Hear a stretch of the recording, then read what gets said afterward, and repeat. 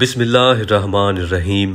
دنیا میں کشمیر، فلسطین سمیت کئی مقبوضہ علاقے ایسے ہیں جہاں کے لوگ اپنی شخصی، مذہبی اور قومی آزادی کے لیے مصروف عمل ہیں۔ بعض لوگ جسمانی لحاظ سے قید ہیں، کئی کسی غرض کے لیے دوسروں کی غلامی میں جی رہے ہیں۔ بعض لوگ ایسے بھی ہیں جو اپنے ذاتی سچے نظریے کو دبا کر اپنے کسی لالچ یا خوف سے دوسروں کے باطل نظریے کے غلام ہو جاتے ہیں۔ الغرض دنیا میں قید اور آزادی کی کئی اقسام اور تشریحات ہیں، لیکن انسانوں کی ایک بڑی تعداد ایسی بھی ہے جو خود کو آزاد سمجھتی ہے، لیکن وہ ایک ایسی قید میں ہے جس کا ادراک انہیں نہیں ہے۔ یہاں ذہن میں رکھیں کہ ہر انسان ایک قید میں ہے، ایک اندیکھی غلامی میں ہے۔ کن کی غلامی میں ہے؟ وہ قید کون سی ہے؟ یہ حقیقت جان لیں۔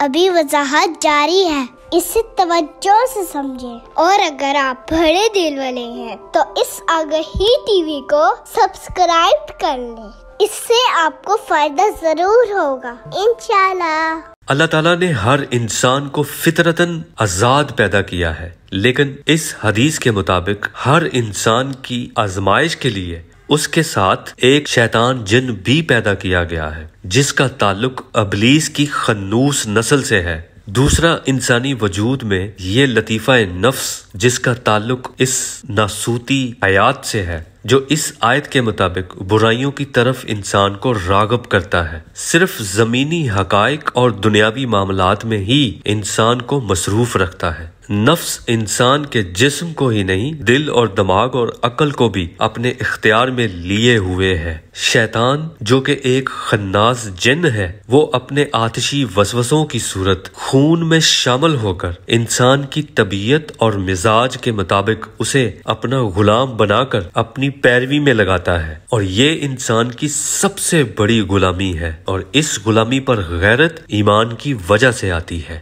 نفس انسان کو جس طرف لگاتا ہے، شیطان اسے دلچسپ اور رنگین بنا کر انسان کے خون میں جسمانی لذت، ہوس، لالچ کے وسوسے مسلسل بھرتا رہتا ہے، اور انسان یوں دینی حقیقتوں سے، اللہ اور اس کے رسول صلی اللہ علیہ وآلہ وسلم کی مخالفت کرتا رہتا ہے۔ اس لیے اس صورتحال سے بچنے کے لیے اس آیت میں فرما دیا گیا کہ دعا کیا کرو کہ اللہ ہمیں اس خناس شیطان کے وسوسوں سے محفوظ رکھے۔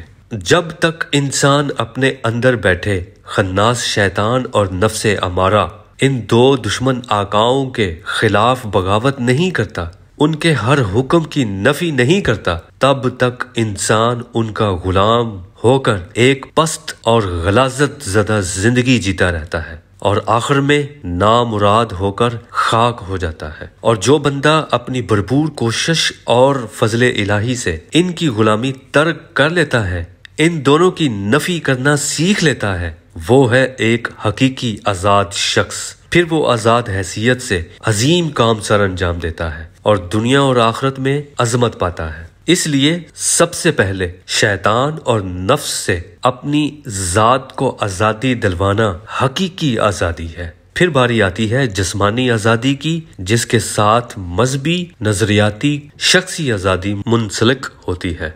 آج کل ہمارے ملک میں سیاسی، مذہبی اور قومی حالات کافی پریشان کن ہیں۔ وجہ صرف دینی آئین سے دوری ہے۔ افسوس ہم سب بظاہر ایک آزاد قوم ہونے کے باوجود آزاد نہیں ہیں، ذہنی اور جسمانی لحاظ سے غیر مسلموں کے غلام ہیں، اور باطن کے اعتبار سے شیطان اور نفس امارہ کے غلام ہیں جو ہمیں دین سے دور کرتے ہیں، اصل حقائق سے دور رکھتے ہیں۔ اللہ ہمیں حقیقی شعور دے اور ہمارے ملک پر رحم کرے تاکہ ہم اپنی حقیقی ظاہر و باطن آزادی اور ایمانی غیرت کو سمجھ سکیں۔ آمین۔ آگہی ٹی وی کے ویڈیوز کو لائک کریں، کمنٹس کریں، شیئر کریں۔ شکریہ۔